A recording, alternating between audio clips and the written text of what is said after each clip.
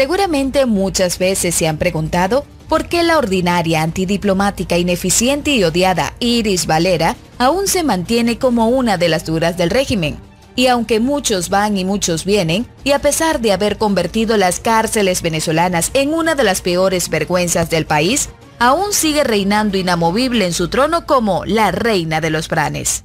Las interrogantes se revelarán el día de hoy y además les contaremos cómo sus nexos con algunas malas conductas le han permitido utilizar su viveza criolla, no para mejorar el sistema penitenciario, no, sino como es de costumbre de los dictadores del régimen, para atornillarse en el poder y crear una red de corrupción y mafia que le han dejado bastantes aliados y dividendos.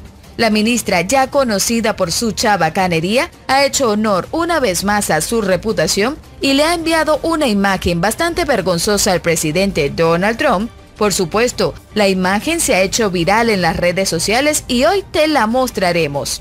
A propósito de Donald Trump, este ha anunciado el aceleramiento de algunos procesos para lograr el padecimiento del pueblo venezolano, mientras que la Unión Europea dejó bien claro en torno al tema Venezuela que no se comieron el cuento de la negociación entre el oficialismo y los zombies de la otra oposición y que solo reconocerán las decisiones tomadas por el presidente interino Juan Guaidó y sus partidos aliados. Mientras todo esto acontece, el inicio de clases más triste de la historia llegaba a Venezuela y ante el desánimo de algunos niños de ir a la escuela, sus maestros han hecho una advertencia.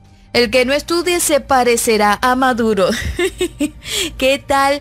Bueno, tómate un tiempo para escuchar el desarrollo de estas y otras noticias que tenemos preparadas para ti en el canal que te informa sobre los acontecimientos más importantes de Venezuela y el mundo.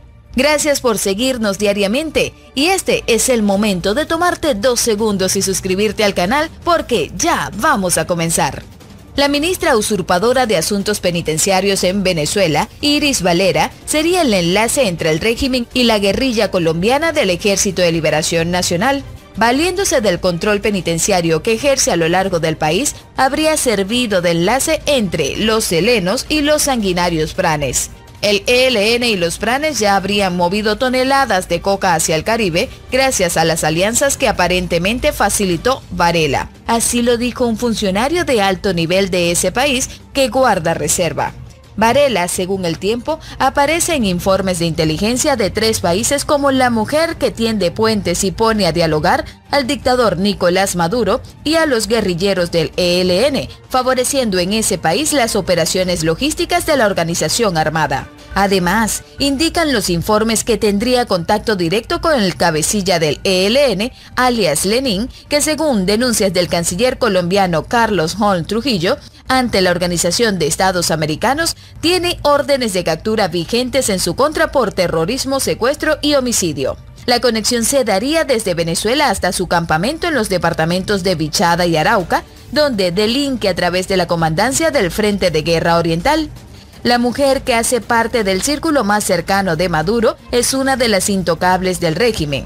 Al parecer por el poder que le otorgó Hugo Chávez en vida, donde alcanzó ser una de las fundadoras de la organización cívico-militar Movimiento Bolivariano Revolucionario MBR 200 en 1982. Sin embargo, Varela no es la única que aparece en la lista de inteligencia por sus vínculos con el ELN. Otros nombres como los de Freddy Alirio Bernal, coordinador del Comité Local de Abastecimiento y Producción, mejor conocidos como el CLAP, y Alejandro Antonio Fleming Cabrera, ministro usurpador del Poder Popular para el Comercio de Venezuela, figuran como facilitadores. En una controversial imagen que se hizo viral en las redes sociales, podemos ver a la ministra bochornosa enviándole un mensaje gestual al presidente Donald Trump ante las acusaciones que el gobierno estadounidense tiene en su contra. Esta es mi respuesta a los gringos. De acuerdo con Estados Unidos, desde el año 2011, Freddy Alirio Bernal, que también fue excomandante de la Policía Metropolitana de Caracas, es señalado de colaborar a la guerrilla de la FARC en materia de lavado de activos y actividades de narcotráfico. Se tiene información de que Varela y Bernal fueron claves para que en junio del año 2006, en el Parque El Tama, el ELN realizara su 4º congreso. precisan las fuentes. Según el registro del ELN, la reunión se logró llevar a cabo a pesar de los grandes operativos militares del Estado. Los delegados de todos los frentes de guerra y estructuras especializadas nos pudimos concentrar y realizar nuestro máximo evento democrático. Como sabemos, el gobierno de Donald Trump desde principios de año estuvo convencido de que la transición en Venezuela era inminente y también ha realizado muchas investigaciones para desenmarañar todos los delitos del régimen. No obstante, Washington desea apurar el proceso de transición con el objetivo de parar el sufrimiento del pueblo y la migración. Así lo dio a entender una funcionaria del Departamento de Estado.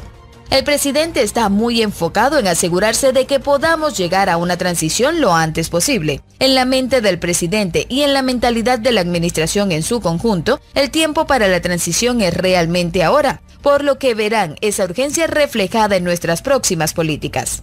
Con la salida de John Bolton de la Casa Blanca, todo parecía que el tema de Venezuela iba a perder importancia. Sin embargo, Trump se ha impacientado con el asunto que podría tener repercusiones en las elecciones presidenciales del 2020. Otros que han estado impacientes y haciendo seguimiento a todo lo que ocurre en Venezuela es la Unión Europea, quienes se han pronunciado ante el diálogo entre el oficialismo y la otra oposición, y al respecto expresan que no se comieron el cuento del falso diálogo y advierten que el proceso debe ser representativo. Bien clarito lo dijo la Unión Europea y reiteró que la única solución para la crisis venezolana debe pasar por unas negociaciones con la participación de los principales actores políticos. Para tener éxito y generar la confianza necesaria, es importante que cualquier proceso de negociación sea representativo, cuente con el respaldo de la Asamblea Nacional y tenga el objetivo de organizar elecciones presidenciales creíbles. Así lo expresó un portavoz del organismo. La Alianza Continental se refirió así al acuerdo que alcanzó el régimen con sectores minoritarios de la oposición que no incluyen al presidente encargado Juan Guaidó y a sus partidos aliados. La Unión Europea reitera su apoyo a un proceso serio e inclusivo como el auspiciado por Noruega y evaluará las medidas a su alcance para restablecer la democracia, el Estado de Derecho y los derechos humanos en Venezuela. Así lo citó AFP, y mientras todos estos acontecimientos se desarrollaban, en Venezuela también se llevó a cabo el inicio de clases. Y es por eso que este lunes el show de variedades de Venezolana de Televisión arrancó muy temprano en una escuela en La Pastora, donde la vicepresidente de Nicolás y su ministro de Educación fingieron el inicio del nuevo año escolar con útiles, uniformes, exámenes médicos y hasta comida. Según Delcy Rodríguez, el 16 de septiembre iniciaron clases 30.000 niños de educación inicial y básica, y el 2 de octubre se sumará el resto para superar los 8 millones de estudiantes a nivel nacional. En la sede del Ministerio de Educación, los docentes protestaban por sus reivindicaciones salariales y condiciones de trabajo, y esos docentes que hoy no iniciaron clases, pero que sí exigieron escuelas equipadas, alimentación para sus estudiantes y la renuncia de Aristóbulo Istúriz. Intentaron marchar hasta la vicepresidencia, pero la Policía Nacional Bolivariana y la Guardia Nacional se los impidieron. Hay que estudiar, hay que estudiar. El que no estudia se parece a Nicolás.